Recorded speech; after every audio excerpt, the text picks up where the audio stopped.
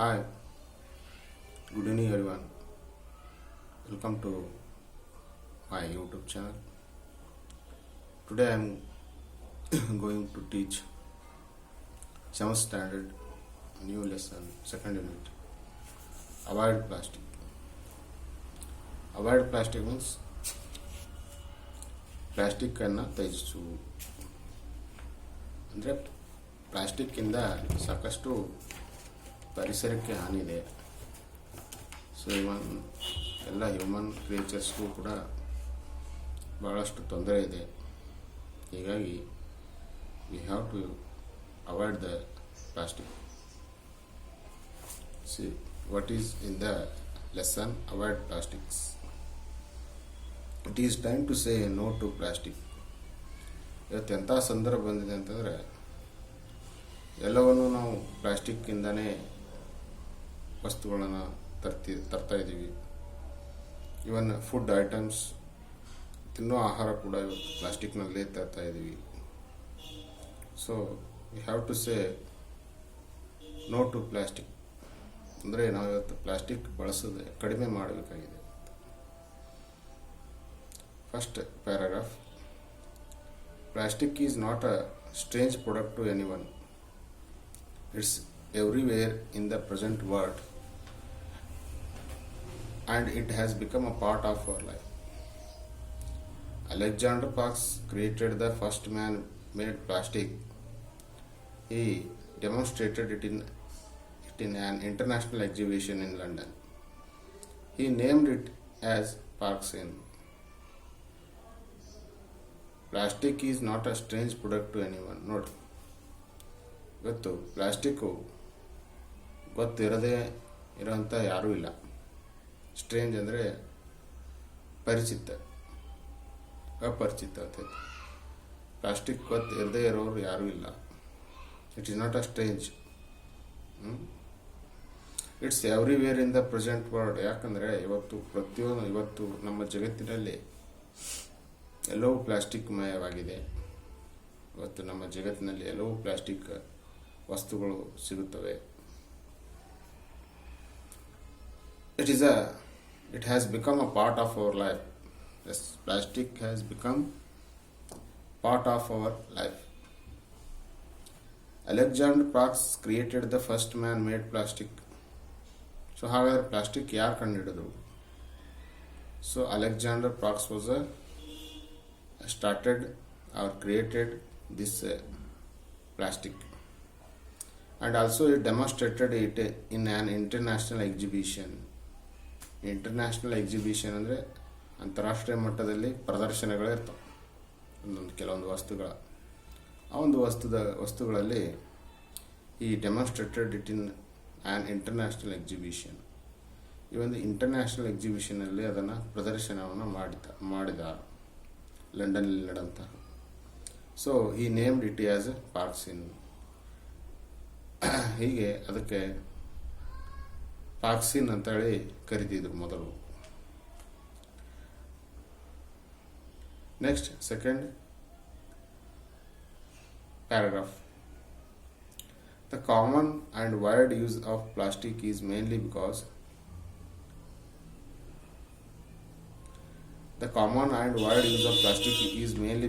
it is inexpensive.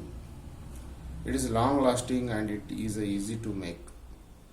This substance can be molded into any form by heating and it can be retained in that particular form when cooled. So here in the second paragraph, why we use plastic? Why not we use other metals? See, the common and wide use of plastic is mainly because it is inexpensive. ಅಂದರೆ ಅದು ಭಾಳಷ್ಟು ಕಡಿಮೆ ಖರ್ಚಿನಲ್ಲಿ ನಮಗೆ ದೊರಕುತ್ತದೆ. It is a low price ಅಂತ ಹೇಳ್ತೀವಿ ನಾವು. ಪ್ಲಾಸ್ಟಿಕ್ಕು ಭಾಳ ಕಡಿಮೆ ರೇಟಲ್ಲಿ ಸಿಗೋ ಕಾರಣ ಅದನ್ನು ನಾವು ಬಳಸ್ತೀವಿ. It is a long lasting and it is easy to make. ಮತ್ತು ಪ್ಲಾಸ್ಟಿಕ್ಕು ಒಂದು ತಾಳಿಕೆ ಬರುತ್ತೆ, ಬೇಗ ಹಾಳಾಗೋದಿಲ್ಲ. ಕಬ್ಬಿಣ ಏನಾಗ್ಬಿಡ್ತೈತಿ ಯಾರನ್ನು ಅದು ತುಕ್ಕು ಹಿಡುತ್ತೆ. ಆದರೆ ಪ್ಲಾಸ್ಟಿಕ್ ಏನೂ ಆಗೋದಿಲ್ಲ, ಬಾಳಿಕೆ ಬರುತ್ತೆ, ಜಾಸ್ತಿ ಬಾಳಿಕೆ ಬರುತ್ತದೆ. This substance can be molded in to any form by heating. ಮತ್ತು ಇನ್ನು ಪ್ಲಾಸ್ಟಿಕ್ದು ಇನ್ನೂ ಯೂಸ್ ಏನಿದೆಯಪ್ಪ ಅಂತಂದರೆ, ಇದನ್ನು ಯಾವುದೇ ಒಂದು ಶೇಪನ್ನು ಕೂಡ ಮೋಲ್ಡೆಡ್ ಅಂದರೆ ಯಾವುದೇ ಒಂದು ಆಕಾರವನ್ನು ಕೂಡ ನಾವು ಕೊಡಬಹುದು. ಹೀಟಿಂಗ್ ಯಾವ ರೀತಿ ಅಂದರೆ ಪ್ಲಾಸ್ಟಿಕ್ಕನ್ನು ಕಾಯಿಸಿ ಅದನ್ನು ನಮಗೆ ಯಾವ ರೀತಿ ಆಕಾರ ಬೇಕೋ ಆ ಆಕಾರದಲ್ಲಿ ಅದನ್ನು ತಯಾರು ಮಾಡ್ಬೋದು. Can be retained in the particular form when cooled. ಅದನ್ನು ಮತ್ತೆ ನಾವು ತಂಪುಗೊಳಿಸಿ ಅದನ್ನು ಯಾವುದೇ ಒಂದು ಆಕಾರವನ್ನು ನಾವು ರೆಡಿ ಮಾಡ್ಬೋದು. It can be made in to thin and light material. ನೋಡಿರಿ, ಅದನ್ನು ಮತ್ತೆ ಯಾವ ರೀತಿ ಮಾಡ್ಬೋದು ಅಂದರೆ ಥಿನ್ ಅಂದರೆ ತೆಳ್ಳಗೆ ಮಾಡಬಹುದು, ಪೂರ್ತಿ ತೆಳ್ಳಗೆ ಮಾಡ್ಬೋದು. ನೆಕ್ಸ್ಟ್ ಲೈಟ್ ಮೆಟೀರಿಯಲ್, ಭಾಳ ಹಗುರವಾಗಿರುತ್ತೆ. ಇವತ್ತು ಪ್ಲಾಸ್ಟಿಕ್ ಕೊಡಗಳನ್ನು ನೋಡಿದ್ರೆ ಪ್ಲಾಸ್ಟಿಕ್ ಕೊಡ ಎಷ್ಟು ಹಗುರಿರುತ್ತೆ, ಅದೇ ಅವಾಗ ಹಿಂದಕ್ಕೆ ತಾಮ್ರದ್ದು ಆಮೇಲೆ ಮೆಟಲ್ ಯೂಸ್ ಮಾಡಿದ್ದು ಅವೆಲ್ಲ ಭಾಳ ಹೆವಿ ಇರ್ತವೆ. It's a light material which is ನಾವು widely use to make hard and disposal carry bags. So ಅದನ್ನು ಹಾರ್ಡಾಗಿ ಅದನ್ನೇ ಪ್ಲಾಸ್ಟಿಕ್ಕನ್ನು ಹಾರ್ಡಾಗಿ ಕೂಡ ಬಳಸ್ಬೋದು. So disposable carry bags or packing ಮೆಟೀರಿಯಲ್ಸ್ಗಳನ್ನು ಒಯ್ಯಲಿಕ್ಕೆ ಕೂಡ ಸರಾಗವಾಗಿ ಸೊ ಅದನ್ನು ಬಳಸ್ತಾ ಇದ್ದೀವಿ. ಹೀಗಾಗಿ ಇದನ್ನು ನಾವು ಪ್ಲಾಸ್ಟಿಕ್ಕು ಯೂಸ್ ಹೆಚ್ಚು ಮಾಡ್ತೇವೆ. Next third paragraph. This qualities cause threat to the environment as it is cheap and easily available. People dispose of plastic everywhere.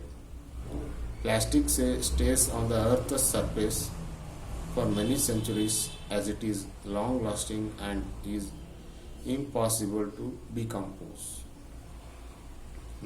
Third ಪ್ಯಾರಾಗ್ರಾಫಲ್ಲಿ ಸೊ ಪ್ಲಾಸ್ಟಿಕ್ಕಿಂದ ಹಾನಿ ಏನಿದೆ, these qualities cause threat to the environment. ಪರಿಸರಕ್ಕೆ ಹಾನಿದೆ.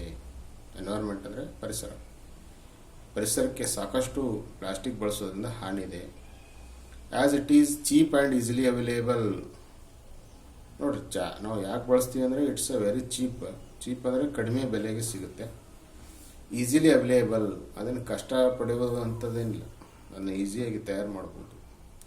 So people dispose plastic everywhere. ಹೀಗಾಗಿ ಪ್ಲಾಸ್ಟಿಕ್ಕನ್ನು ಎಲ್ಲಿ ಬೇಕಲ್ಲಿ ಬಳಸಿ ಅಲ್ಲನ್ನೇ ನಾವು ಅಲ್ಲೇ ಹೋಗಿದ್ದೀವಿ. ಹೀಗಾಗಿ ಪ್ಲಾಸ್ಟಿಕ್ ಪೊಲ್ಯೂಷನ್ ಆಗ್ತಾ ಇದೆ.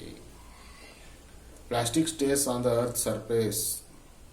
ನೋಡಿ, ಪ್ಲಾಸ್ಟಿಕ್ ಬಳಸೋದ್ರಿಂದ ಏನಾಗಿದೆಪ್ಪ ಅಂತಂದ್ರೆ ಹಾಗೇ ಉಳಿದು ಬಿಡುತ್ತೆ ಅದು. ಯಾಕೆ ನಾವು ಪ್ಲಾಸ್ಟಿಕ್ಕನ್ನು ಬಳಸಬಾರ್ದು ಅಂತಂದರೆ, ಆ ಒಂದು ಸಣ್ಣ ತುಣುಕು ಕೂಡ ಅದು ಭೂಮಿ ಮೇಲೆ ಕರಗೋದಿಲ್ಲ. ಇಟ್ಸ್ ಅ ಅರ್ತ್ ಸರ್ಫೇಸ್, ಆ ಭೂಮಿ ಮೇಲೆ ಹಾಗೆ ಉಳಿದು ಬಿಡುತ್ತೆ. As it is a long lasting and it is impossible to decompose. ಅದು ಡಿಕಂಪೋಸ್ ಆಗೋದಿಲ್ಲ, ಅದು ಕರಗೋದಿಲ್ಲ, ಭೂಮಿ ಮೇಲೆ ಕರಗೋದಿಲ್ಲ. ನೀವು ಮಣ್ಣು ಹಾಕಿದ್ರೂ ಅದು ಕರಗೋದಿಲ್ಲ, ಹಾಗೆ ಉಳಿದು ಬಿಡುತ್ತೆ. ಲಾಂಗ್ ಲಾಸ್ಟಿಂಗ್, ಭಾಳ ವರ್ಷಗಳು, ಸುಮಾರು ಸೆಂಚುರಿ ಅಂದರೆ ನೂರಾರು ವರ್ಷಗಳವರೆಗೆ ಹಾಗೇ ಇರುತ್ತೆ, ಏನೂ ಆಗೋದಿಲ್ಲ. It ultimately causes environmental hazards due to migration. Plastic pollution is highly concentrated in big cities. When these are thrown after use, they remain in the soil in the same form as they are not biodegradable.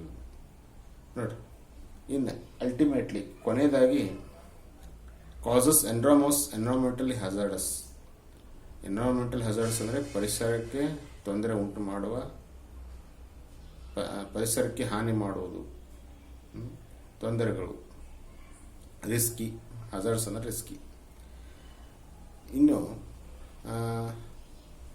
Due to migration, ನೋಡಿರಿ, plastic pollution is highly concentrated in big cities.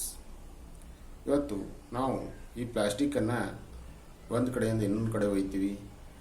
Plastic pollution ಏನಾಗ್ತಾ ಇದೆ ಇವತ್ತು big city ಅಂತೇನು ಹೇಳ್ತೀವಿ, ಬಾಂಬೆ, ಪುಣೆ, ಇಂತಹ ಬೆಂಗಳೂರು, ಇಂತಹ ಸಿಟಿಯಲ್ಲಿ ಭಾಳಷ್ಟು ಬಿಗ್ ಸಿಟಿಯಲ್ಲಿ ಭಾಳಷ್ಟು